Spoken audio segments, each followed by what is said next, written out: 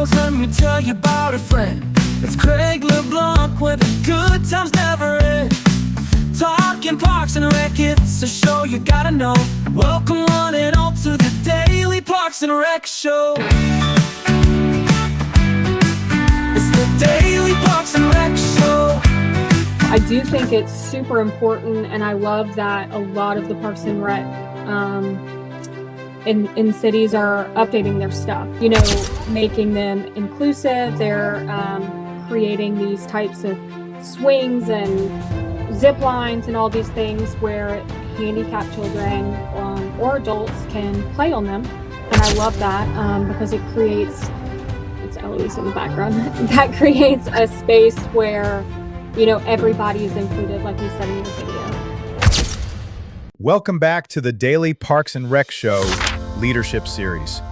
In this episode, we sit down with Peanut and Skylar LeBlanc, co-founders of Parks and Rec Done Right, a Facebook community built during a time when we all needed each other most. What began as Zoom nights, shared stories, and virtual hangouts became a nationwide family. Skylar joins us with her journey raising Peanut.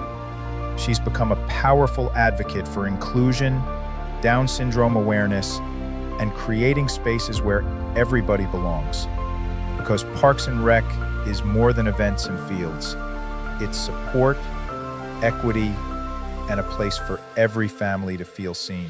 From building online communities, to lighting up real ones, to inspiring parents around the world with her viral stories, Skylar's leadership reminds us that connection is the heartbeat of Parks and Recreation. Let's dive in. It's taking its time. There we go. All right, we are live again with the Daily Parks and Rec Show. This is Craig LeBlanc, your host, leadership series. We had a last minute cancellation for our 11 o'clock, and I asked Skylar if she would come on. She was actually one of the co-founders of the Parks and Rec Done Right Facebook page during COVID when we didn't know what we were going to do. We were like, well, let's just start building a community online, and that thing exploded. We did all kind of online stuff like Wind Down Wednesday, and we had a facilities maintenance stuff. You remember those days, Skylar?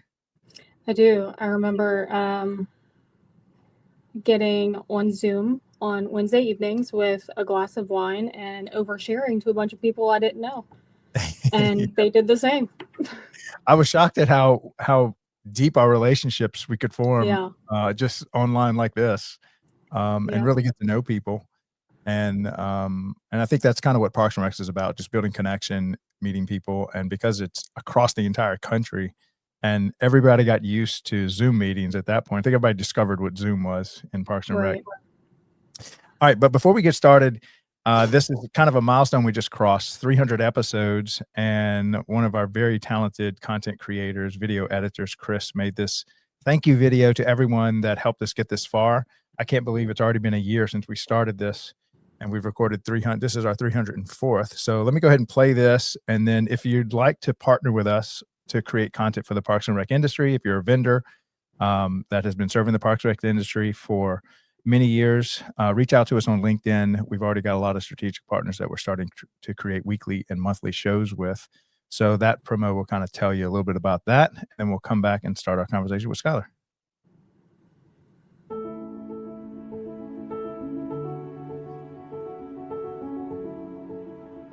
"300 episodes. What started as a small idea, a way to share stories from the Parks and Recreation community, has grown into something truly special. From heartfelt conversations to behind-the-scenes stories that celebrate everyday heroes.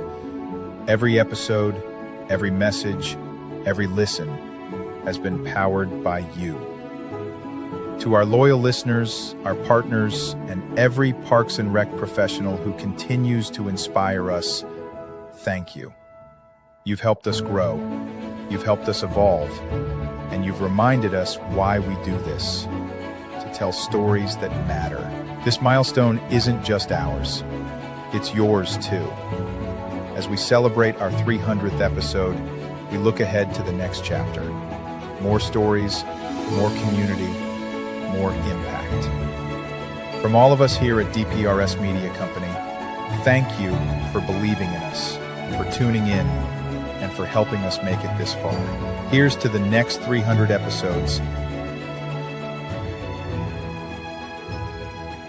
And are you a vendor, brand, or service provider ready to connect with the heartbeat of local communities? At DPRS Media Co., we tell the stories shaping parks and recreation across America. Through podcasts, live streams, videos, and newsletters, we reach frontline leaders, city directors, and decision makers every single week. From youth sports and facilities to programming and policy, our audience is your audience. Sponsoring or partnering with DPRS Media Co. puts your brand in front of the professionals who build, budget, and buy for their communities. Launching a new product, growing your presence in public spaces, targeting cities, counties, or departments, DPRS is your trusted media partner. Whether you're in software, turf, aquatics, robotics, smart cities, or special events, partnering with DPRS puts your brand in the story. With commercials, interviews, social campaigns, newsletters, and live shows, we're your media team. Partner with us and grow your impact in the $200 billion parks and rec industry.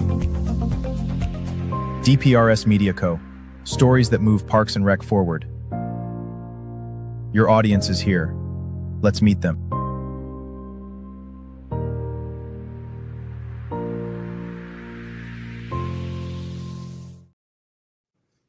I'm watching that 300 episodes. It's the first time we've aired it, but I didn't get the memo that we needed champagne for this. So my next one, I'm going to have some champagne ready to celebrate. Well, Eloise is a little young, so we'll skip that one.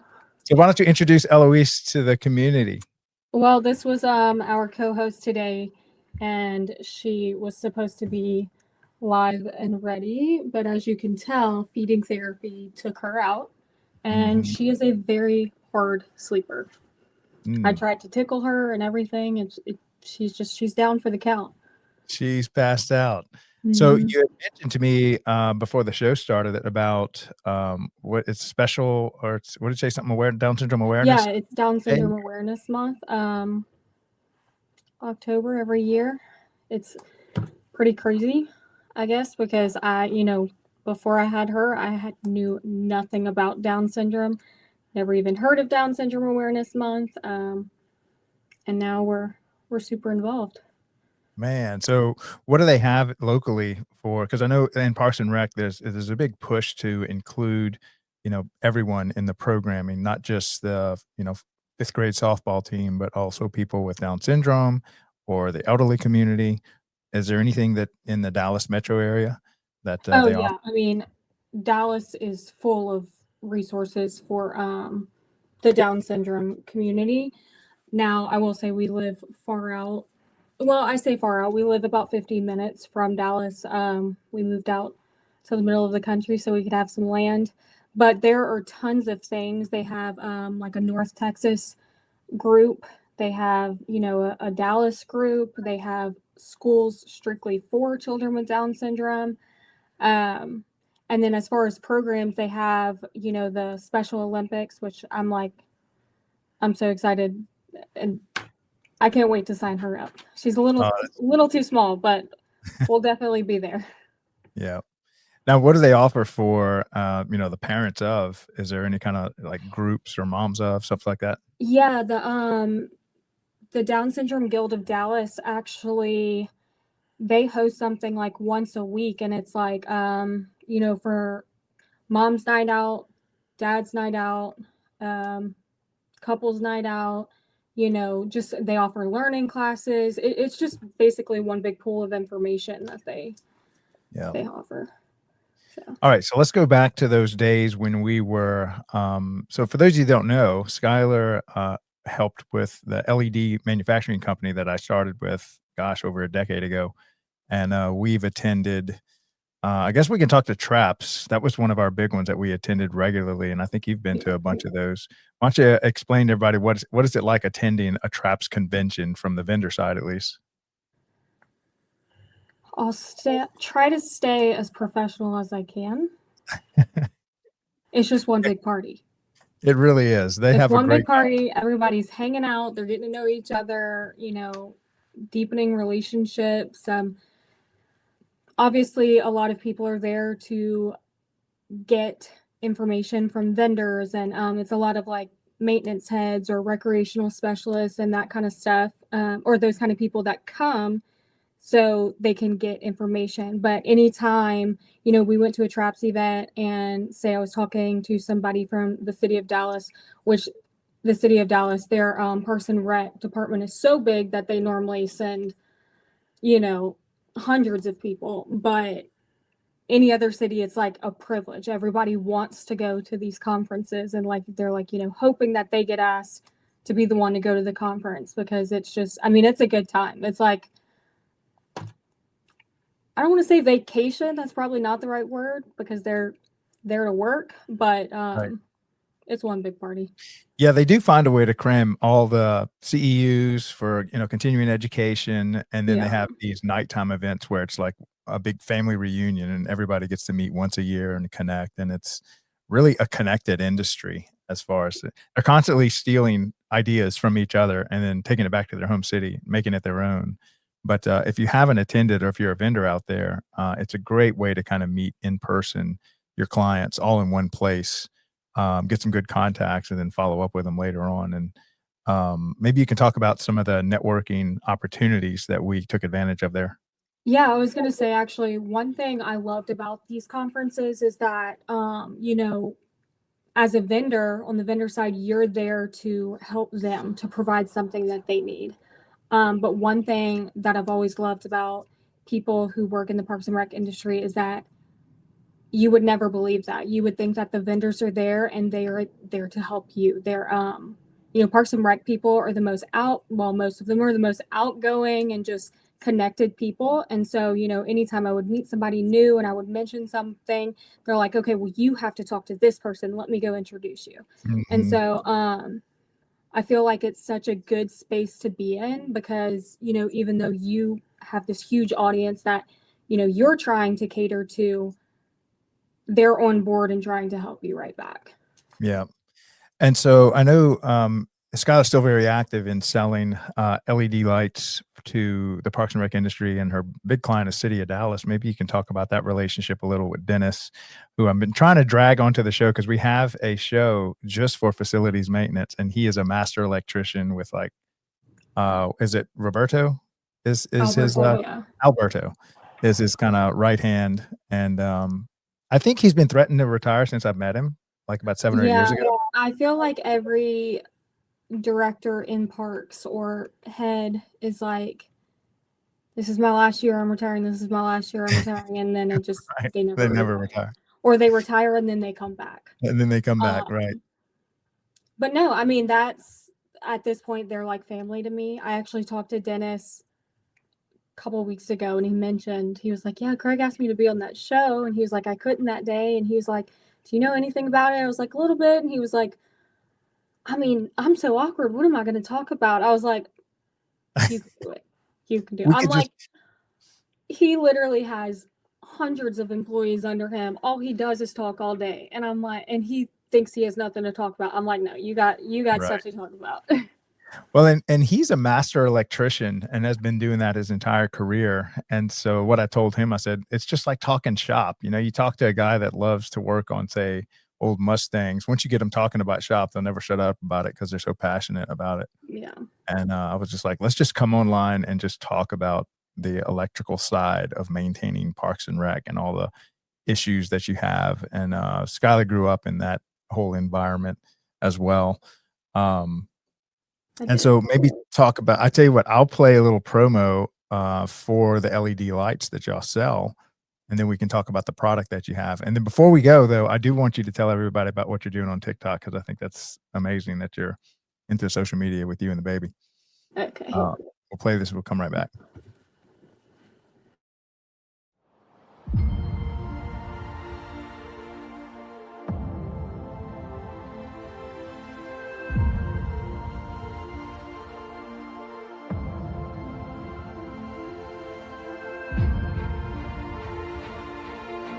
When you invest in our high-performance LED sports arena lights, you're not just upgrading your facilities, you're helping us illuminate the untold stories of parks and recreation communities.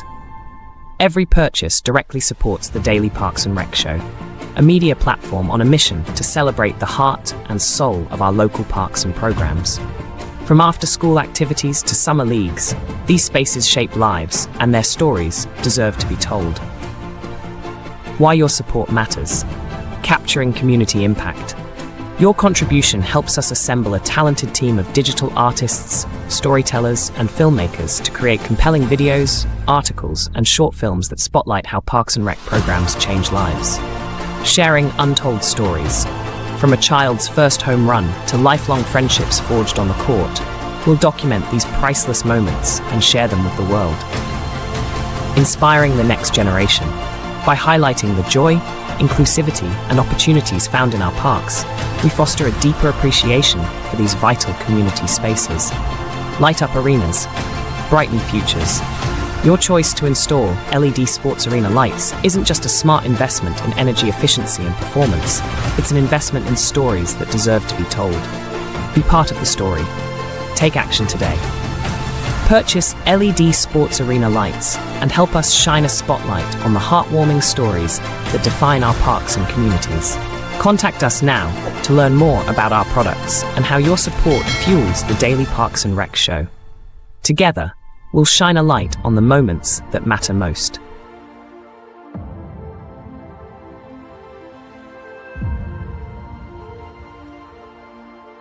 Are you ready to lead the next generation of Parks and Rec?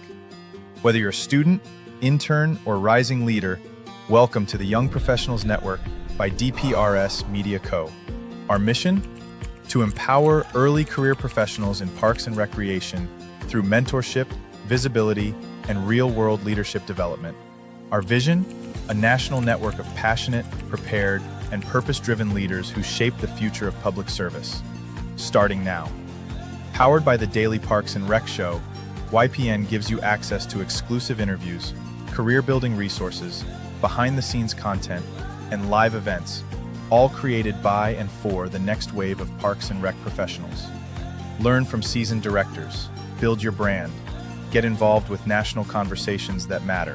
Whether you're in youth sports, facilities, programming, or policy, YPN is your launchpad. Young Professionals Network, your career, your community, your story.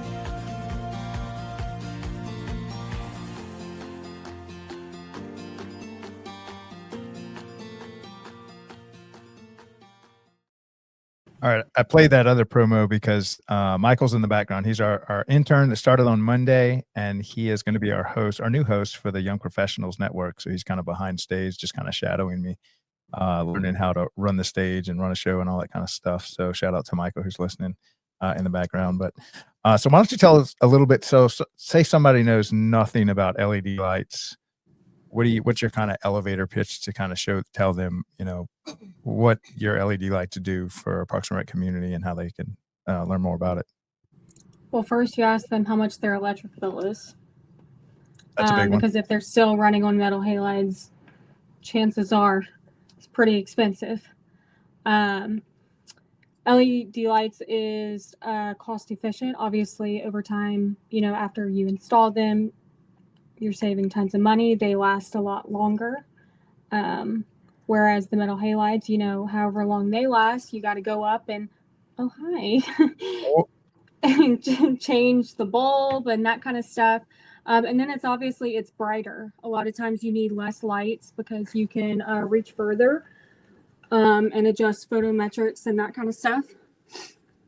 Is that kind of what you're looking for? Yeah. And what are some of the projects that y'all have done for City of Dallas?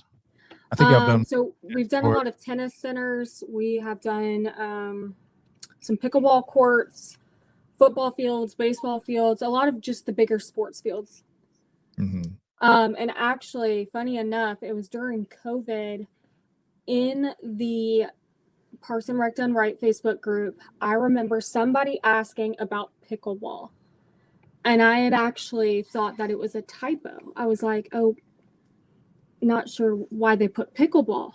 Yeah. I had never in my life heard of pickleball. That was like not a thing anywhere around us. And now in Dallas, it's like any court you go to, there's a pickleball court. And I ended up joining like a pickleball league like 2 summers ago.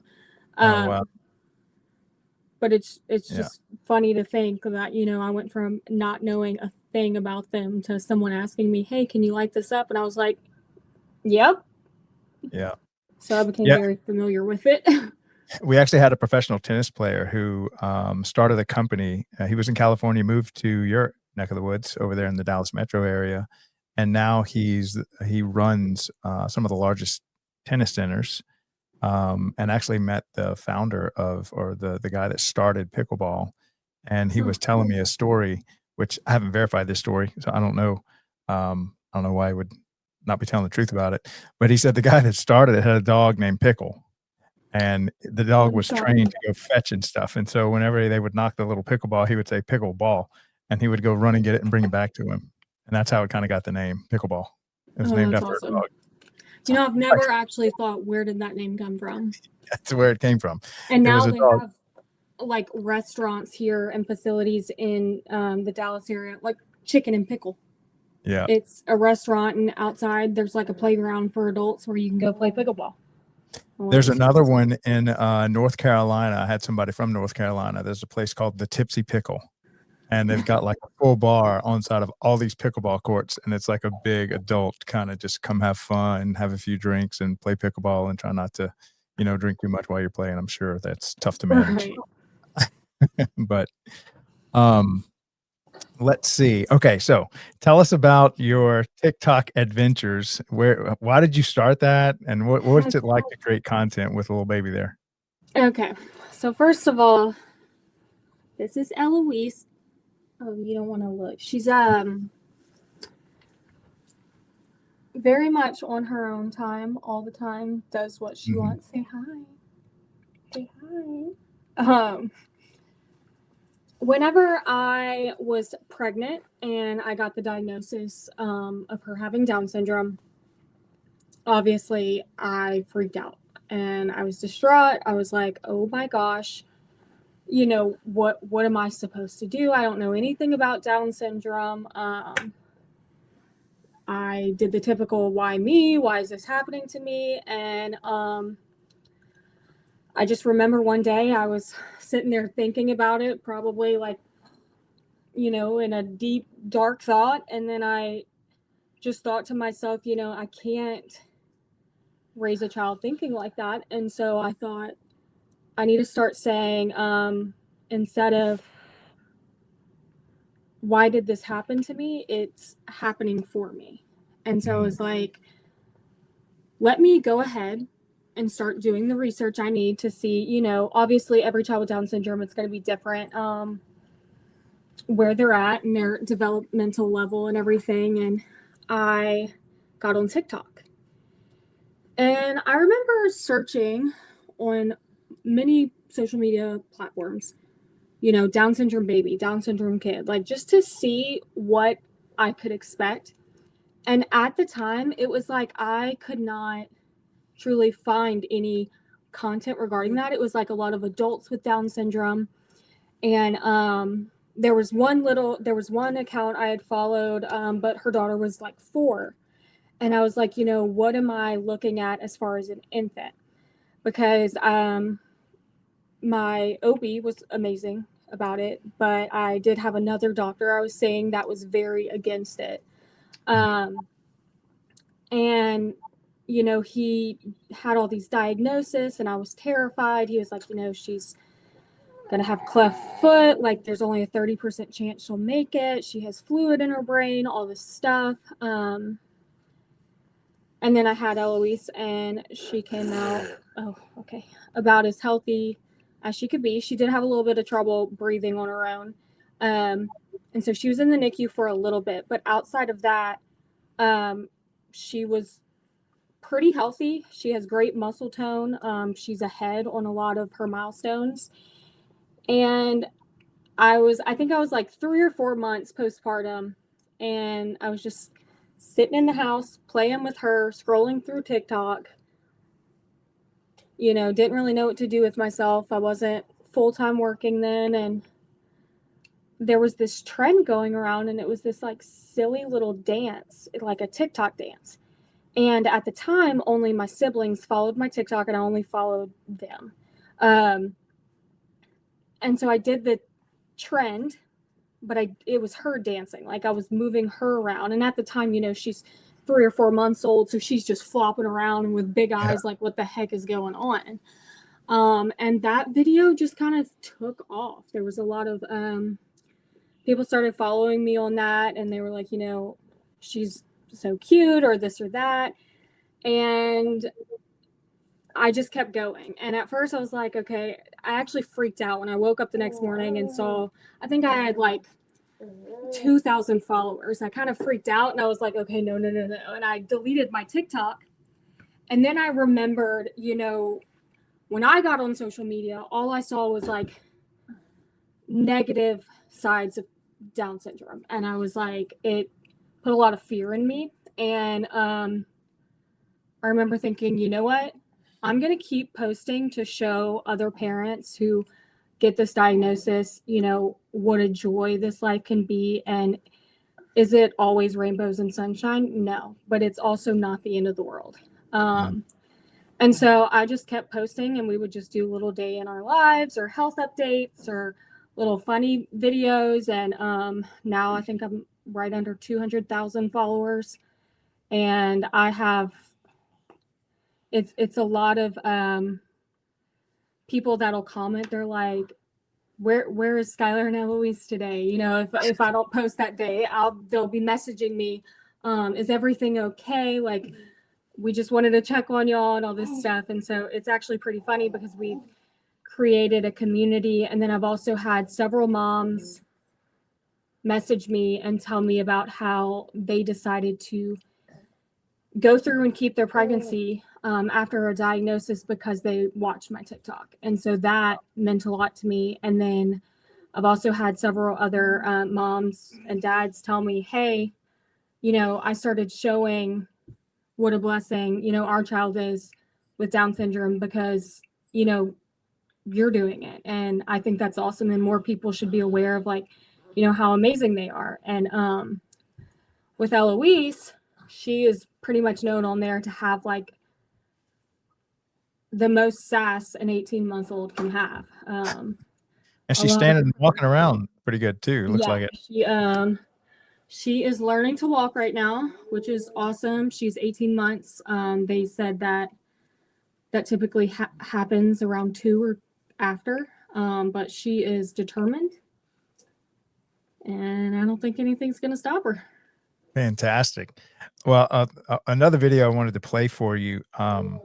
We remember during COVID, a lot of these Parks and Rec departments kind of got on the chopping block for funding, and a lot of them got completely slashed down to just closing the doors because they weren't considered essential services, similar to the fire departments or the police departments, healthcare, stuff like that. But as soon as they were shut down, everybody was like, wait a minute, this is actually very essential, especially on the proactive side. So we decided to make this promo for the entire industry as kind of a thank you. It's not copyrighted, so anybody can play it. It's our most popular video we've ever made. So I'll play this real quick, and then maybe you can give us some feedback as to why Parks and Rec as an essential service is important to you, especially with regards to Down syndrome and having a network of people that can kind of be with. So I'll play this, and then we'll come right back.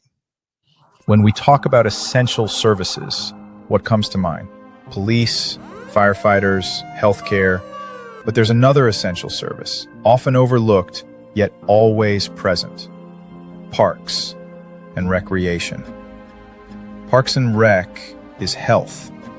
It's the walking trail that lowers blood pressure, the recreation center where seniors fight isolation, the swim lessons that prevent tragedy before it happens. This isn't a luxury, it's a lifeline. Parks and Rec is safety.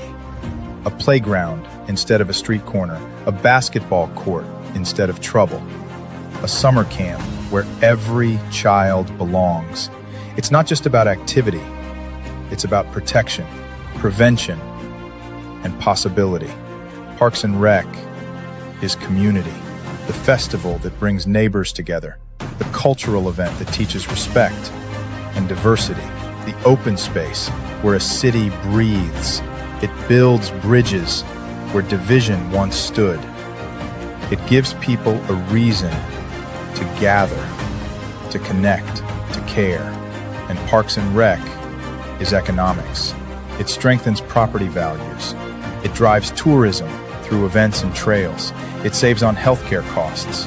Every dollar invested multiplies, feeding back into schools, into safety, into growth. Essential service is not just about survival, it's about thriving. And Parks and Recreation is where thriving begins. In wellness, in equity, in culture, and in joy. Parks and Rec isn't extra, it's essential. For our health, for our safety, for our communities, for our future. A message from the Parks and Recreation community.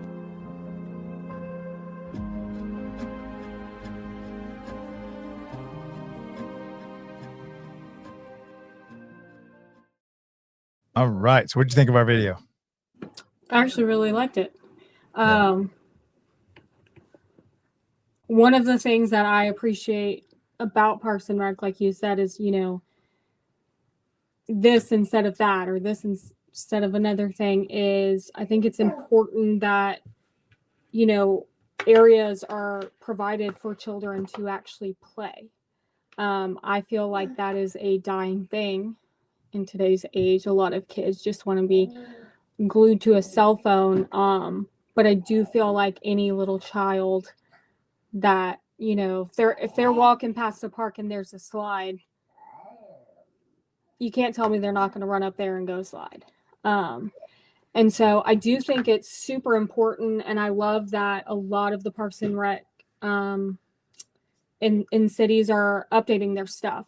For one, they're, making them inclusive. They're creating these types of swings and zip lines and all these things where handicapped children or adults can play on them.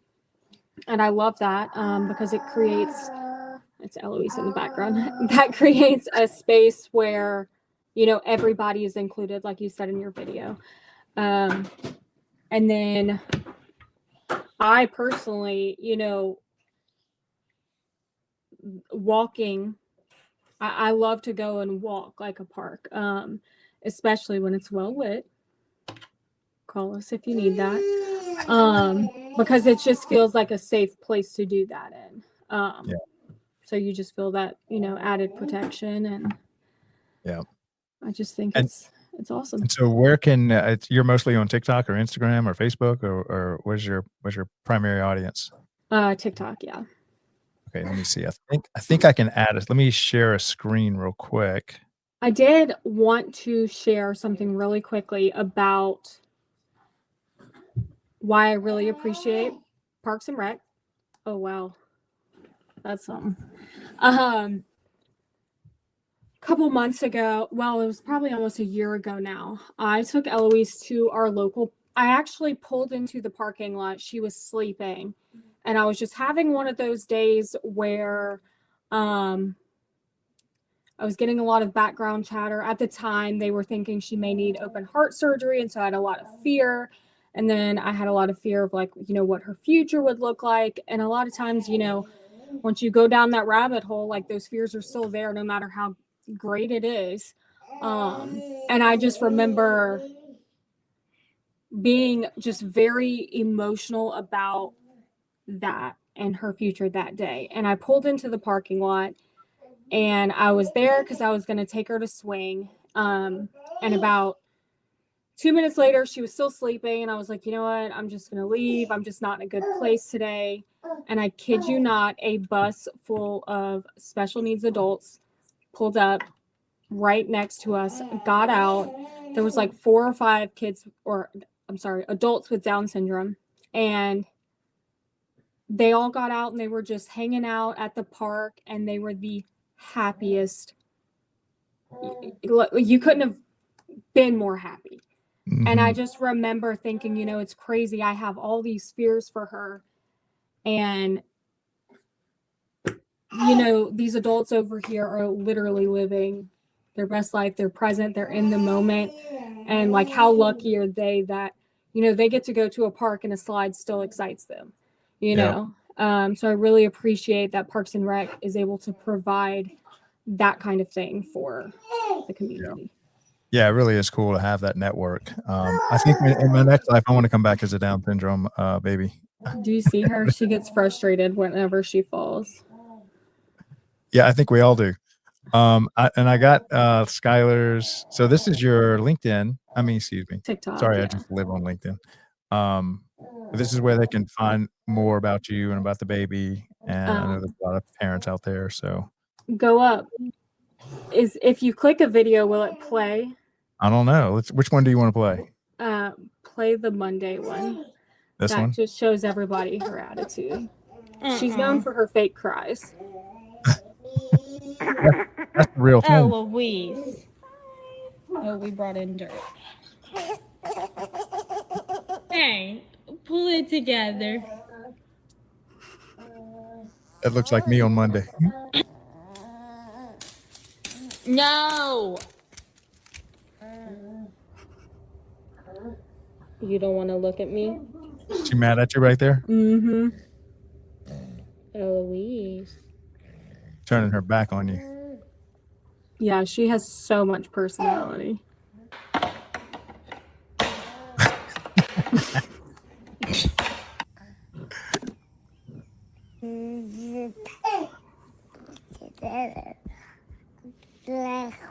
Yeah? Tell me about it. So that one got 1.4 million hits. Yeah. Oh my gosh, that's huge. Have that.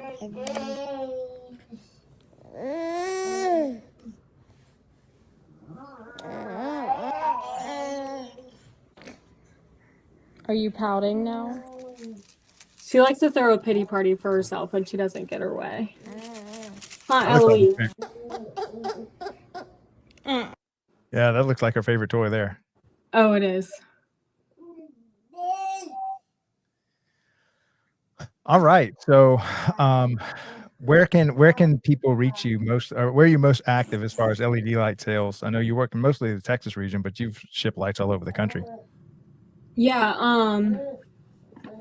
What do you mean? Where can people reach me? Like on LinkedIn, or if they'd like to learn more about the LED lights that y'all offer for Parks and Rec. Oh yeah. Well, I'm actually locked out of my LinkedIn right now, but Nice. I should be back into it today. But yeah, LinkedIn's a good place. Yeah. Or you can just email me. It's Skylar@mypalcosupply.com. Fantastic. Well, thank you for coming on the show today and sharing your journey with Eloise and being a Down syndrome parent. And hopefully, if maybe we can get you to come to one of the TRAPS conventions coming up, or just for a visit. I know I'm going to have to miss that one because California has kind of rolled out the red carpet for us, and it's at the same time as TRAPS. So I'm going to have to skip a year. I think I've been to every TRAPS convention, or almost every one in the last 7 or 8 years. But oh wait, I do have a question for you. So this is, and then you got to give me a question for our next guest. So this question is, if you were a piece of playground equipment, what would it be and why?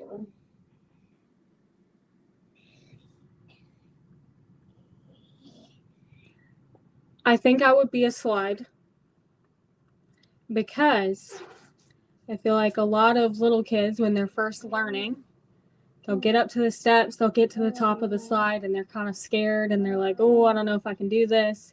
And then once they do it and get to the bottom, they all look around like this because they're so proud of themselves. Mm-hmm. And so to just be a stepping stone to that confidence. I love it. And then what question would you like to leave from our next guest? Oh, man.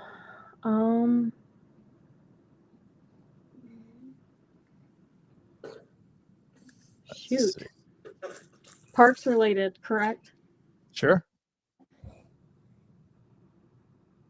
Or it could be something about inclusiveness or Down syndrome programming, or really anything you want. Okay. And most of your guests are employee. Oh yeah, 100%. Parks and Rec. Okay. Right. Why did you choose to go down this path in the Parks and Rec industry? And what happened in your life that led you to make that decision? Because one thing I have always noticed about people I've met in Parks and Rec is they are very passionate, and there is a 9 out of 10 times a reason why they are doing what they do. Love it. Love it. That's going to be a good one. Well, Skylar, thank you so much for coming on the show today. Appreciate you taking the time out your day to come give us a little glimpse into your life. And hopefully you'll be back soon to tell us more about the LED lights, and maybe you can help me drag Dennis on here. Maybe tell him you'll come on with him. So I did. That's what I said. He was like, yeah, maybe so. Yeah, that would be cool. Elise, All right. can you Well, say bye. tell Peanut bye. Bye, Peanut. There she is. She's saying a lot over there right now. All right. Well, thanks for coming on today. Have a great rest of your week. Thank you. All right. Take care, Skylar. Bye. All right. So that was Skylar LeBlanc over there in the Dallas metro area with Peanut. And I've had so many guests talk about the inclusiveness part of Parks and Rec and how really they are kind of leading the charge when it comes to making sure that all the programming and even the playground equipment is accessible, and that they have programs for parents like Skylar and little Down syndrome babies and adults across America. And they really do a good job. Shout out to my buddy Sevi Ghosh, who also has a Down syndrome child, I think an adult now, 22 years old. So I know we've got a lot of people that appreciate what Skylar's going through and help build a community and make sure that they feel welcome to their playgrounds and create programs to kind of serve those people. All right, so we have a lot of stuff coming up this week. We've got our first intern, Michael, who will be helping us run the Young Professionals Network show. I'll be interviewing him this Friday, and he will help me kind of host all things Young Professionals, which is, for those who don't know, every Friday, 12 noon Eastern, we do a show just about the young professionals. And so when I say young professionals, what's kind of the audience we're talking about? So we're talking about students that are considering the Parks and Rec industry as a career path, but also professors, or if you have an internship program where you have college interns come spend a semester within your Parks and Rec department. We've had a lot of good internship programs embedded within the Parks and Rec departments that have come on the show. Shout out to Henry County, Georgia, and Thomas White. They do a great job with that. And so if that kind of describes you, then you can hit me and Michael up on LinkedIn, and we'd love to have you as a guest on the show. And then we also, as y'all know, the first 3 weeks in November, we won't be doing our regular programming. We've kind of put all that on pause so that we can hit the road and air the Daily Parks and Rec show live from the Georgia State Convention, first week of November, followed by the Kentucky State Convention, second week of November, and then the Louisiana State Convention, third week in November.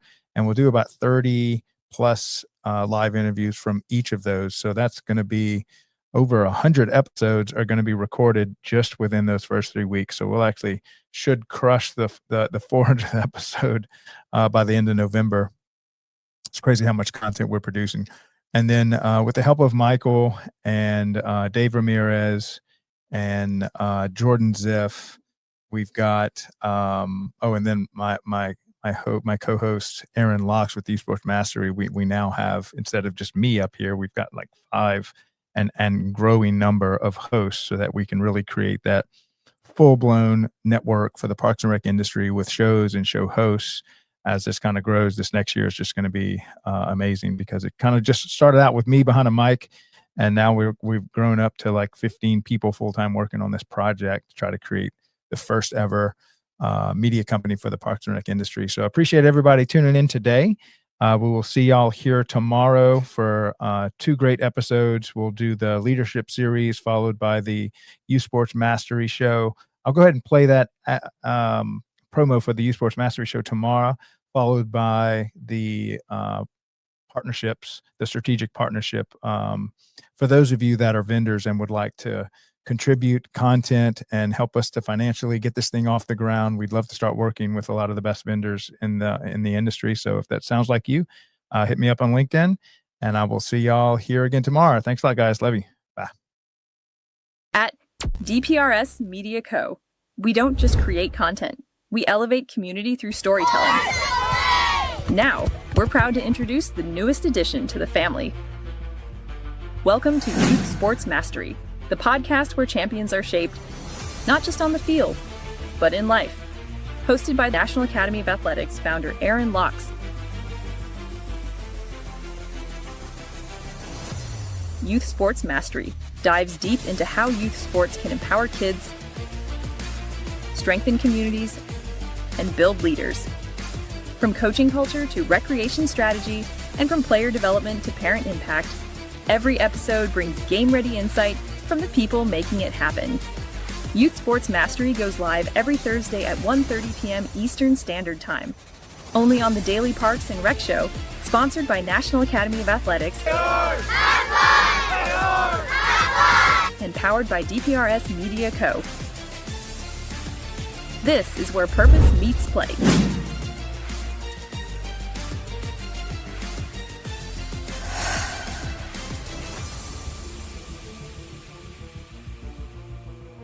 At DPRS Media Co., we believe Parks and Recreation isn't just a service, it's the heartbeat of our communities. We exist to honor the people, the vendors, and the leaders shaping the future of Parks and Rec. Our mission is simple: to tell their stories, highlight their careers, and celebrate their essential work. Our vision is bold: to be the trusted hub where leaders, vendors, and communities unite, inspiring innovation, sharing wisdom, and building a stronger, healthier nation. Through over 220 live shows and 6 weekly series, the Leadership Series, Facility Maintenance, Young Professionals Network, Youth Sports Mastery, The Rec Room, and Growing Leaders, plus our industry-leading newsletter, the weekly Parks and Rec Post, we're building a media platform made for the Parks and Rec community. And now, we're inviting strategic partners to co-create this story with us. As a partner, you'll gain 12 hours of annual live exposure, with custom shows highlighting your expertise, polished 60-second promos refined for maximum impact, year-round visibility with dozens of replays across our media network, premium features in our newsletter, and amplified social media reach across LinkedIn, X, and Facebook. This is your chance to educate, inspire, and lead while connecting directly with the professionals who build, budget, and buy for their communities. This is DPRS Media Co. Let's build the future of Parks and Rec together.